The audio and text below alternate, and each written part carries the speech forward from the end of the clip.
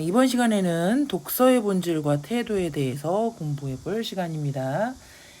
교과서에 있는 내용을 가지고 오늘은 간단히 설명을 하도록 하겠습니다. 교과서의 12페이지를 잠깐 펴시면은 독서의 가치와 글의 선택이라고 하는 단원이 나오고 있는데요. 우리가 이제 독서를 하기 전에 과연 독서는 왜 해야 되는가, 그리고 그 독서의 목적에 맞게 자기가 어떤 글을 또는 어떤 책을 골라야 되는 것인가 하는 거에 대해서 한번 생각을 해보도록 하겠습니다. 그 12페이지의 중간쯤에 보면은 이런 얘기가 나오죠. 인간은 왜 독서를 하고 또 해야 하는가? 독서란 말 그대로 글을 읽는 행위이며 그런 시공간적으로 떨어진 필자와 독자가 의사소통하는 수단이자 매개물이다. 그러므로 독서란 서로 다른 개인과 집단, 지역과 시대가 만나 서로의 지식과 지혜, 삶과 문화를 주고받는 행위인 것이다. 자, 그래서 이 글에서는 독서에 대해서 한번 정의를 해주고 있네요. 독서는 서로 다른 개인과 집단, 지역과 시대가 만나 서로의 지식과 지혜, 삶과 문화를 주고받는 행위라고 정의를 해주고 있고, 그것이 독서의 의미가 되겠는데, 독서의 의미는 뭐 여러 가지가 있겠지만 궁극적으로는 이 시공간적으로 떨어져 있는 여러 사람들과 소통할 수 있다고 하는 거, 이게 가장 큰 장점이자 의미가 될 것 같습니다. 그래서 이러한 독서를 통해 인간은 개인의 성장과 사회의 발전을 이루게 된다. 개인적으로 사람들은 글을 읽기를 통해 세상에 대한 지식을 획득하고 논리적이고 창의적인 사고력을 갖추게 되며 인간의 삶을 이해하고 풍부한 정서와 바람직한 가치관을 형성하게 된다. 사회적으로 사람들은 독서를 통해 공동체의 사고와 문화를 공유함으로써 집단의 정체성을 확보하는 한편 시공간의 제약을 뛰어넘어 각 공동체의 운명을 주고받음으로써 인류 전체의 문명과 문화를 발전시킬 수 있다. 자, 그래서 이런 글 읽기 또는 독서의 효용에 대해서, 가치에 대해서 이야기를 해주고 있는데, 개인적으로 봤을 때는 어떤 효용이나 가치가 있는가? 첫 번째는 세상에 대한 지식을 획득할 수 있다. 우리가 흔히 하는, 여러분들이 흔히 하는 그러한 독서의 가치이죠. 두 번째는 사고력 자체가 발달될 수 있습니다. 논리적이고 창의적인 사고력. 세 번째는 과연 인간은 무엇이고 어떻게 살아가야 될 것인가 하는 인간의 삶에 대한 이해, 지혜를 얻는 거라고 볼 수 있겠죠. 인간의 삶을 이해하는, 인간 존재의 본질을 깨닫는 이런 독서. 또 네 번째는 풍부한 정서와 바람직한 가치관을 형성하게 된다라는 것. 그래서 우리 문학 시간에 많이 하는 것이 바로 이러한 3번, 4번에 해당되는 것이 문학 시간에 많이 했던 그런 독서의 효용 또는 가치였죠. 그 비문학 독서에서는 주로 이제 1번이나 2번을 위주로 이렇게 하게 되겠는데, 사회적으로 보면은 어떤 가치가 있을까요? 사회적으로는 독서를 통해 이제 시공간적으로 여러 사람들을 만나고 하다 보면은 공동체의 사고와 문화를 공유할 수가 있게 되겠습니다. 그래서 집단의 정체성을 확보할 수 있다. 그러니까 우리는 이제 한국 문학을 읽으면 여러분들은 한국인으로서의 정체성을 갖게 되는 것이죠. 두 번째는 시공간의 제약을 뛰어넘어 각 공동체의 문명을 주고받음으로써 인류 전체의 문명과 문화를 발전시킬 수 있다. 그래서 문명과 문화를 발전시키는 이런 문화인을 기르는 것이 바로 독서의 의미이자 가치가 되겠습니다. 그러면은 어떻게 글을 읽어야 될까요? 어떤 책을 읽어야 될까? 가장 먼저 고려해야 될 것은 독서의 목적이다. 독서의 목적은 다양하지만 크게 실용적인 목적과 교양 및 여가를 위한 목적으로 나눠볼 수 있다. 실용적 목적의 독서에는 일상생활에서 부딪히는 여러 가지 문제를 해결하기 위한 독서, 다른 사람들과의 관계를 형성하고 유지하기 위한 독서, 성취를 위한 독서 등이 포함된다. 이처럼 실용적 목적이 뚜렷한 경우에는 대체로 읽을 글의 범위가 제한되기 마련이어서 그에 해당되는 글 중에서 글을 읽는 목적에 더 부합하는 양질의 것을 골라 읽으면 된다. 이와는 달리 여가나 여가나 교양을 위한 독서에서는 읽어야 할 범위가 열려 있다. 여가를 위해 읽는 글에는 제한이 있을 수 없으며 교양을 위해 읽는 분야도 문학을 포함한 인문학 이외에도 사회, 과학, 예술 등 그 범위가 매우 넓다. 이런 것들에게 여가나 교양을 위한 독서에서는 자신의 흥미와 수준에 적합하면서도 가치 있는 내용을 담고 있는 책을 선택하기 위해 노력해야 한다. 그 독서에서 먼저 고려해야 될 점, 독서의 목적에 따라서 두 가지를 나눴죠.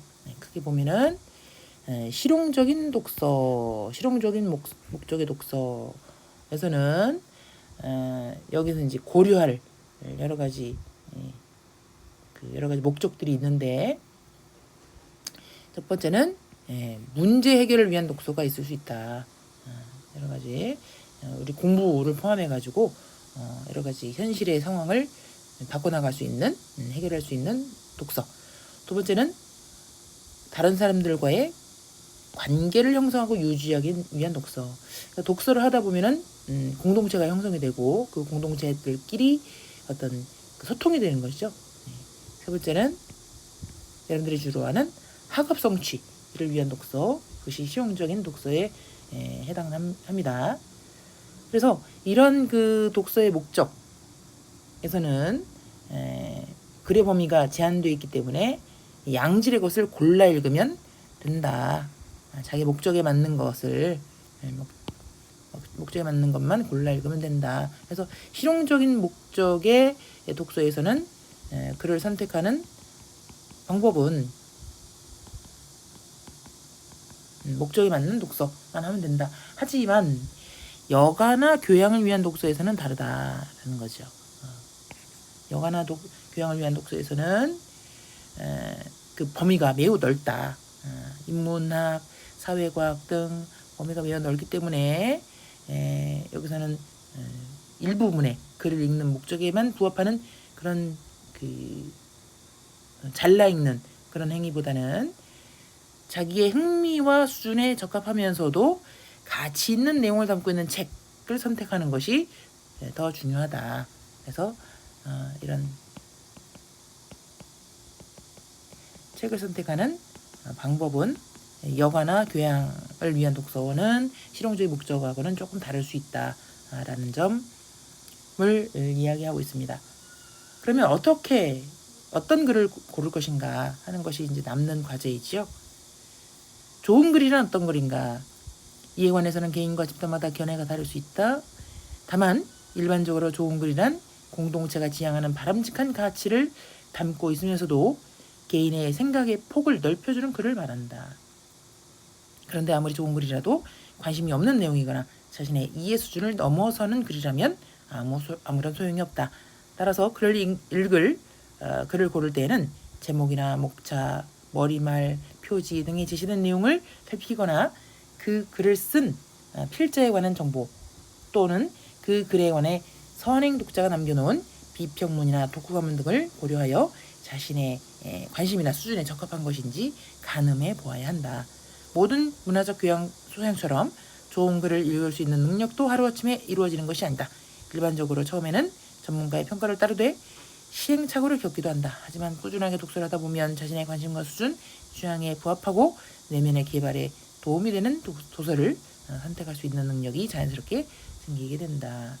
그래서 이 글의 필자는 좋은 글은 뭐냐 했을 때 첫 번째는 공동체가 지향하는 바람직한 가치를 담고 있는 그런 글이 좋은 글이다.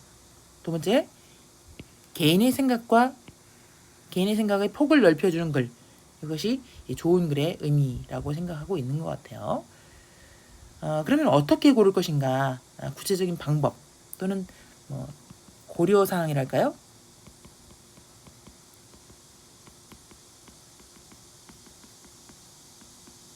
선택할 만한 그럴 때 어떻게 고를 것인가? 첫 번째는 제목이나 목차, 머리말 표지를 먼저 봐라. 그래서 읽기 전에 읽고 나서 후회하지 말고 먼저 큰 그림을 봐라 라는 것이겠죠.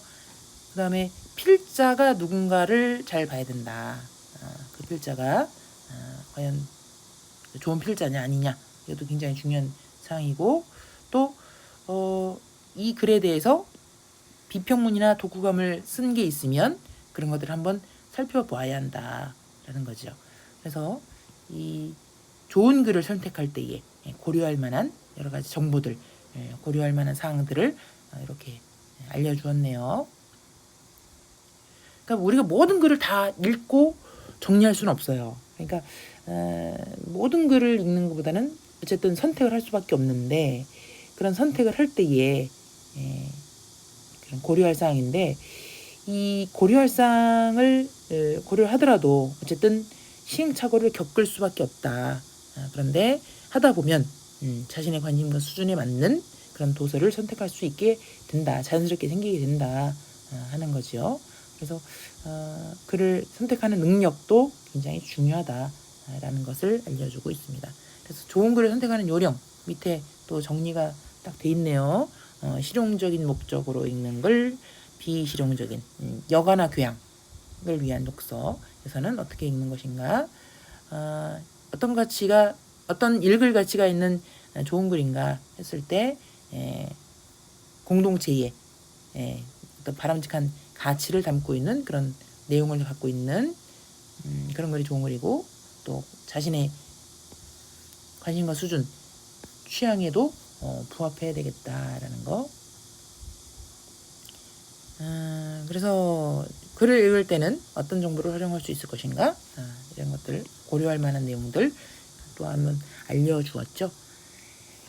그래서 이렇게 독서의 가치와 글의 선택, 요 글에서는 이런 독서의 의미와 또 가치들, 여러 가지 독서를 하는 목적들에 따라서 우리가 책을 선택해야 된다는 거, 그리고 좋은 글을 선택할 때는 어떤 점을 고려할 수 있을지, 활용할 수 있는 정보들이 무엇인지를 상세하게 알려주었네요.